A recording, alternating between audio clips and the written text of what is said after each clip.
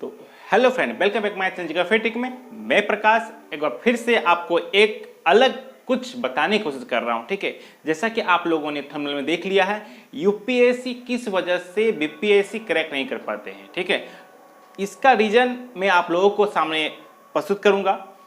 इसके अलावा एक और बात कि यूपीएससी जो होता है ना, वो जो बिहार से जुड़ा हुआ जो होता है, जैसे कि अगर बिहार अगर मान लीजिए यूपी अगर लेता है, जैसे कि ये एक वाला हो गया स्टेट वाला होता है, जैसे बिहार का हो गया, उसी प्रकार यूपी हो गया, यूपी पीसीएस हो गया। ठीक है, सिर्फ बिहार वाला पीसीएस ही यूपीएससी क्यों नहीं निकाल पाते हैं? यूपीएससी स्टूडेंट बीपीएससी को ही निकालना उनके लिए कठिन हो जाता है अदर स्टेट के मुकाबले।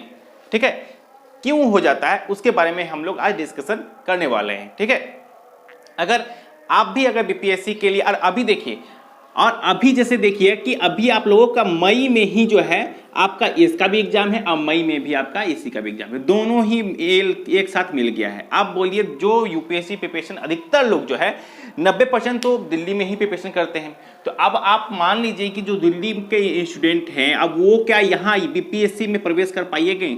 उतना एग्जाम देने के लिए वो आएंगे, फिर उसके बाद फिर वो यूपीएससी के लिए अगर जाते हैं तो इतना डेडिकेट के साथ वो यूपीएससी एग्जाम दे पाएंगे कि नहीं दे पाएंगे, वो भी बहुत एक गंभीर सवाल उत्पन्न करता है।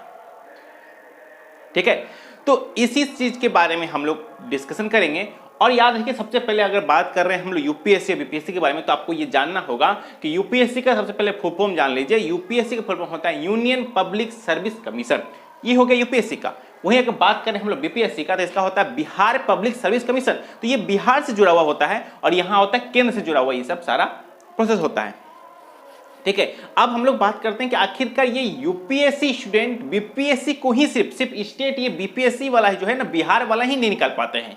इनका रीजन मैं आज बताऊंगा आपका, सॉरी, तो ये आपका ये निकल गया। उसी प्रकार आपका यूके का आता है, उत्तराखंड का उत्तराखंड पीसीएस निकलता है। तो ये जो निकलता है, जो ये स्टेट के अकॉर्डिंग निकलता है, ये केंद्र के अकॉर्डिंग निकलता है। ठीक है, तो इसको आपको ध्यान में रखने की बात होगी। तो अब हम लोग जानते हैं कि आखिरकार वो यूपीएससी जो है वो स्टूडेंट सिर्फ बीपीएससी निकालने में उनको जब पसीना छूट जाता है, या तो उनको निकालने के लिए बहुत ही दिक्कत का सावधानी करनी पड़ती है। क्यों करने पड़ता है ये चीज देखिए। अगर जो यूपीएससी स्टूडेंट है वे अदर स्टेट का जो पीसीएस है वो एग्जाम अगर देते हैं तो आराम से वो क्रैक कर सकते हैं, क्योंकि क्वेश्चन उनका दोनों का सेम टू सेम होता है। 90% आपको सेम मिला, कुछ आगे पीछे 90% में इसलिए बोला क्योंकि 90% तो चलिए वो मिल जाएगा, मगर 10% जो स्टेट से जुड़ा है वो उनको बारे में पूछता है वो चीज को बारे में।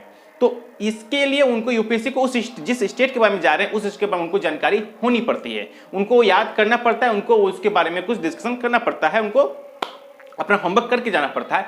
मगर वही पीसीएस की बात, बीपीएससी की बात करें और ये यूपीएससी की बात करें, दोनों में एक अंतर आ जाता है। देखिए, अगर हम लोग बात करें यूपीएससी के बारे में, तो यूपीएससी जो होता है वो क्या पूछता है, जैसे कि मान लीजिए अभी आप देख रहे होंगे, एक हो गया रूस और यूक्रेन के बीच में युद्ध चल रहा है। ठीक है, इसी में आपको क्वेश्चन क्या बना के दे देगा, रूस दे देगा।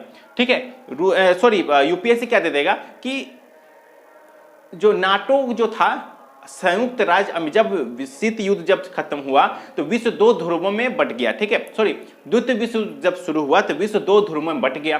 तो इस दो ध्रुव में बटने के दरमियान जो है, एक हो गया आपका सोवियत संघ, एक हो गया संयुक्त अमेरिका। तो अमेरिका ने नाटो का स्थापना किस उद्देश्य की पूर्ति के लिए किया था, समझा रहा?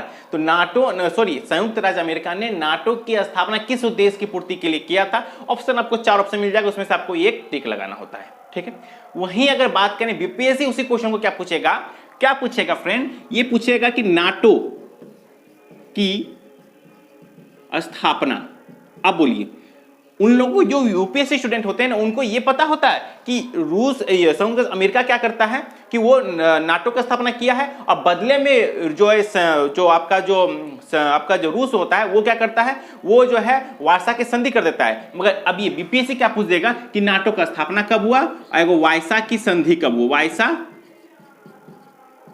स्थापना कब हुआ।